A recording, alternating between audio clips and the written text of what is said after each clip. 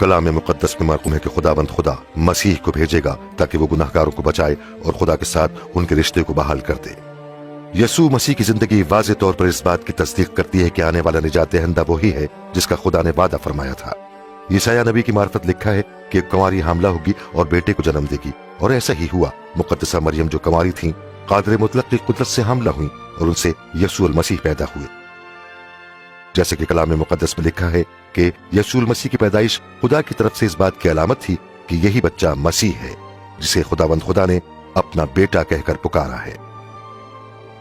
जब लोगों ने यसू को देखा तो उन्होंने खुदा की कुदरत और कुव्वत को देखा। आपने लोगों को शिफा बख्शी और उनके गुनाह माफ किए। आपने उनसे अपनी अबदी बादशाहत में जगह देने का वादा फरमाया। यसू ने तमाम बनी नौ इंसान की खताओं के वास्ते अपनी जान फिदिये में दी। यसू मसीह मरने के बाद फिर जिंदा हुए, जो इस बात की दलील है कि उसकी कुदरत मौत के इख्तियार से कहीं बढ़कर है। यसू मसीह ने फरमाया कि मुझे अपनी जान देने और उसे फिर लेने का भी इख्तियार है। यसू मसीह की जिंदगी बिल्कुल वैसी ही थी जैसी नबियों की मार्फत पेशनगोइयां की गई थीं। यसू मसीह की जिंदगी इस बात का सबूत थी कि नबियों की मार्फत खुदा का कलाम सच्चा और ला तब्दील है। जैसे कि नबियों की मार्फत फरमाया गया था कि कलाम खुदा हर ऐब से पाक और अबदी है। यसू मसीह ने खुद फरमाया कि आसमान और जमीन टल जाएंगे लेकिन मेरा कलाम अबद तक कायम रहेगा। इब्तिदा में खुदा ने आदम और हव्वा को पैदा किया ताकि वो खुदा की रफाकत में खुश रहें, लेकिन उन्होंने खुदा पर भरोसा न किया और उसकी हुक्मदूरी की। उनकी इस नाफरमानी ने उन्हें खुदा से जुदा कर दिया। कलाम मुक़द्दस में यह लिखा है कि सब इंसानों ने गुनाह किया और गुनाह का नतीजा मौत है। गुनाहगार लोग खुदा की हुजूरी में ठहर नहीं सकते। मगर जिस तरह खुदा ने एक मेंढा मुहैया किया कि वह अब्राहम के बेटे की जगह कुर्बान हो, उसी तरह यसू मसीह को दुनिया में भेजा कि वो बनी आदम की खातिर कुर्बान हो। यसू मसीह की जिंदगी मौत और जी उठने की सच्चाई पर ईमान लाने की वजह से बनी आदम का रिश्ता खुदा से बहाल हो गया। पतरस ने फरमाया कि यसू मसीह ही वो शख्सियत हैं जिनके मुतालिक अंबिया ने फरमाया है कि जो कोई यसू पर ईमान लाएगा खुदा उसके गुनाह माफ कर देगा। लिहाजा वो जो यसू पर ईमान लाते हैं जहन्नुम की सजा से बच जाएंगे और अबद तक खुदा की हुजूरी में रहेंगे।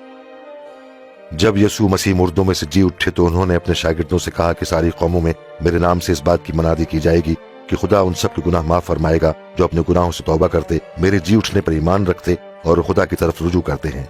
यसू ने यह भी फरमाया कि मैं खुदा का पाक रूह भेजूंगा ताकि वो मेरे लोगों के साथ रहे और उन्हें सच्चाई की राह दिखाए और उस पर चलने की कुव्वत बख्शे। जब एक गुनाहगार औरत ने अपने गुनाहों से तौबा की और यसू की पैरवी करने लगी तो यसू ने उससे कहा, तेरे गुनाह माफ हुए क्योंकि तुम मुझ पर ईमान लाई हो, इसलिए तुमने निजात पाई। यसू ने फरमाया कि जब लोग हकीकत में खुदा से मोहब्बत रखते हैं तो इस बात का बयान सबूत है कि खुदा ने उनके गुनाह माफ कर दिए हैं। यसू अल मसीह ने लोगों को दावत दी कि मेरे पीछे हो लो। जब सलीब पर लटका हुआ मुजरिम यसू पर ईमान लाया और कहा कि यसू मुझे बचा, तो यसू ने फरमाया कि तू आज ही मेरे साथ फिरदौस में होगा। जिन लोगों ने मसीह की पैरवी करने का फैसला कर लिया है अपने रिश्ते की इब्तिदा इन अल्फाज से कर सकते हैं, ऐ खुदावंद खुदा, कायनात के मालिक, तू पाक और अजीम है। मैं तेरा शुक्र करता हूं कि तू मुझे एक बाप की तरह प्यार करता है। मुझे अफसोस है कि मैंने तेरे हुक्मों की नाफरमानी की है और तेरे खिलाफ गुनाह ही किया है। मैं तेरा शुक्र करता हूं कि तूने यसू को भेजा ताकि वो मेरी खातिर सलीब पर मौत गवारा करे और मुर्दों में से जी उठे। मैं तेरा शुक्र करता हूं कि यसू ने मेरे गुनाहों की खातिर सजा पाई। मैं तेरे बताए हुए रास्ते पर चलना चाहता हूं और मसीह यसू को अपना खुदाबंद और निजात दहिंदा मानता हूं। मैं तेरा शुक्र करता हूं कि तूने मेरे गुनाह माफ कर दिए और मेरे लिए फिरदौस के दरवाजे खोल दिए हैं ताकि मैं हमेशा तेरी बादशाही में तेरे साथ रहूं। ऐ खुदावंद खुदा, मैं दरख्वास्त करता हूं कि मुझे अपना रूह पाक बख्श दे जो मेरे साथ रहे और तेरी राह दिखाने में मेरी रहनुमाई फरमाए। रूह पाक मुझे कुव्वत बख्शे कि मैं पूरे दिल से तुझसे मोहब्बत रखूं और तेरी मर्जी के मुताबिक जिंदगी गुजारूं।